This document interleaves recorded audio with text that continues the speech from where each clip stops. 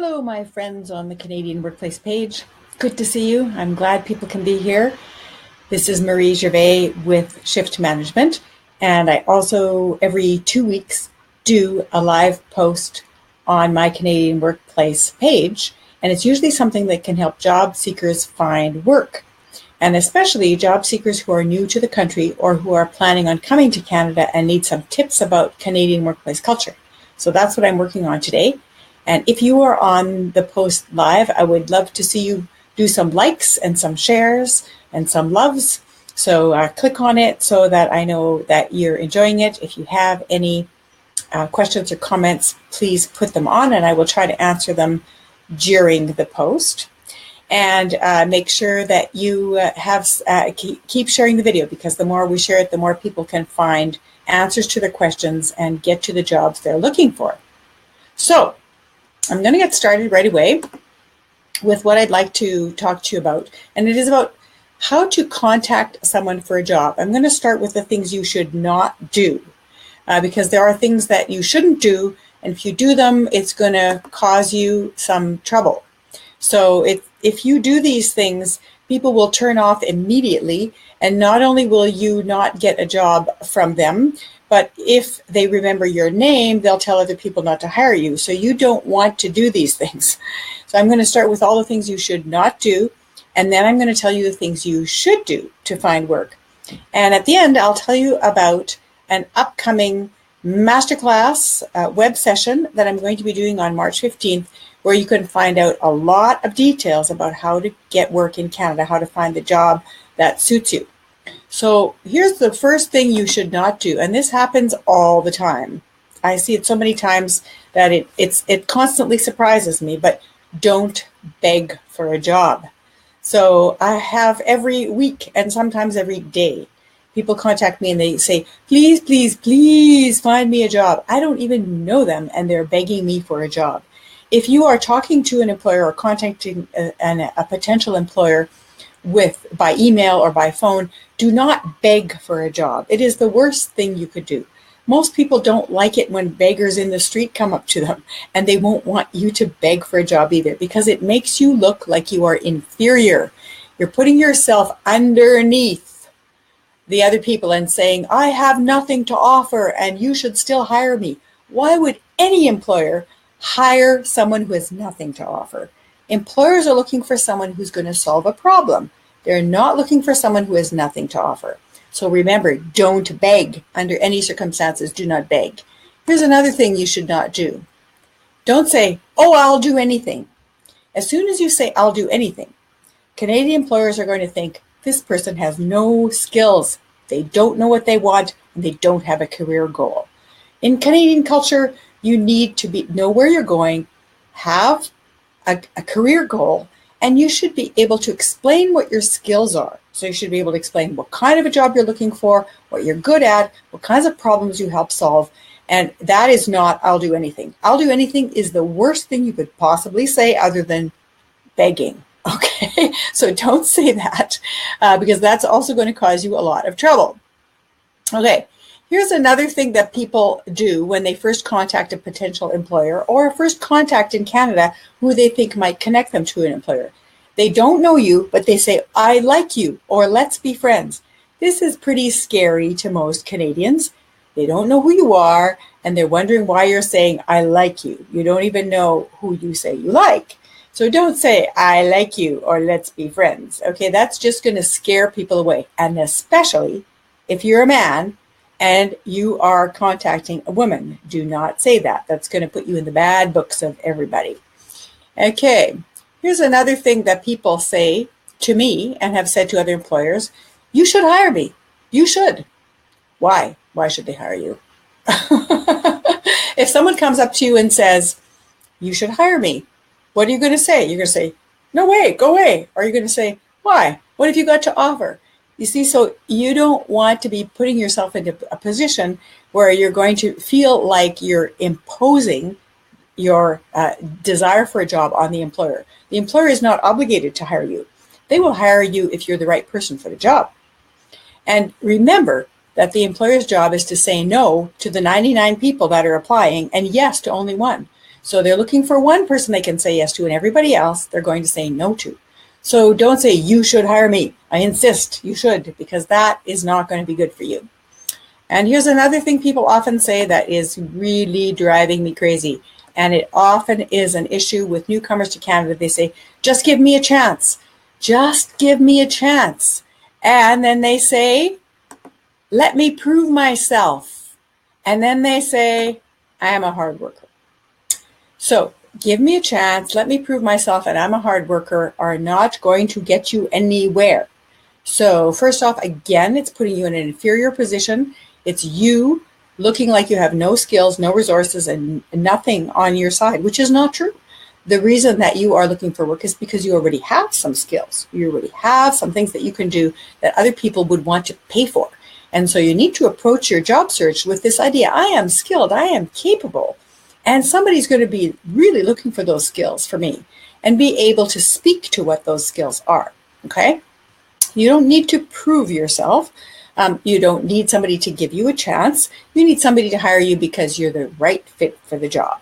And so you do that by showing what you're capable of doing and what problems you can solve. And everybody says they're hard worker, just like everybody says they're good team players and that they're good people. Doesn't count for anything. Okay, we are almost the last two. These are two things you should not do. Don't be rude or aggressive. Okay, it doesn't help to be rude or aggressive. If you act in a way that offends the employer, it's going to be, again, something that will be held against you later because people talk. And especially if you're in a small city or a small town where there's a limited amount of recruiters or a limited amount of employers, they're going to pass the word around within the industry that you were rude to them. And you don't want that kind of a reputation. So you're not going to be rude, and you're not going to be aggressive, and you're not going to get mad. So even if the employer does something that is rude or aggressive towards you, then you just say thank you for your time and you leave. Do not get mad or yell, because it's putting yourself in a position that you're not going to like. So now those are all the don'ts. So far, how's that sounding? So people that are on here, what do you think? Is this something that's going to be useful for you? Have you ever done any of these things? I hope not. But if you have, now you know what not to do. Okay, so now this is what you should do instead. So these are the things that you should do. So I'm going to start them all with do. So do introduce yourself and say what you're looking for. So, hello, my name is Marie Gervais, and I am looking for some employment in the area of supply chain, for example. Or I'm looking for somebody who can direct me to the hiring decision maker. So you'd want to tell people what you're looking for pretty quickly in your first sentence when you're making a first approach, either in person, on the phone, or by email. You tell people what you're looking for. Again, you don't beg, but you tell people clearly what you're looking for. Next thing that you're going to do is ask the person that you are contacting for a number of different things. So you can ask them, the first thing you should always ask a Canadian for is to give you advice. So don't say, can you hire me? Or do you have a job opening right now? Because that's usually going to be a no, no, no. You can say, do you have advice for someone looking for work in my area, or for my job position, or for my skills? So you're going to ask for advice. You could also ask for them to connect you with someone who's going to help you reach your goal. So do you know somebody, or is it possible you could send me to someone in a department who could help me connect with my goal? And the goal you already explained in the beginning. You said your name, you said what you're looking for, so people are clear on why you're there. So because you haven't met them, this is a first contact, you're not going to start with a whole bunch of small talk like how are you and all that kind of stuff. You want to get straight to the point, because people who are employers are busy. They have other things to do, and they're not going to, because you're a stranger, they're not going to want to do much but first find out what you want and see if they can help you or can't help you. So you ask, can you give me advice? Can you connect me to someone who can help me reach my goal? Or you can also ask for, are there links or documents that you could send that would help me to reach my goal? I would really appreciate it if you wouldn't mind forwarding a link. So those kinds of approaches generally are met with a positive yes from Canadians, because Canadians are willing to help, but they want to make sure that you know what you're asking for and that you're not going to waste their time. You can also ask people, how do people in my position get started? So I'm just starting out new here, and I'm wondering, what do people usually do when they're getting started? What are the typical types of jobs they would apply for in the very beginning? So that's a good question, because it might result in one or two answers, and it'll give you some insights into what you can do to find work. You can also ask people if you could set up a 10-minute phone call to ask a few questions. Remember, it's important to say 10 minutes because, like I said, people are busy and they're scared you might take too much of their time.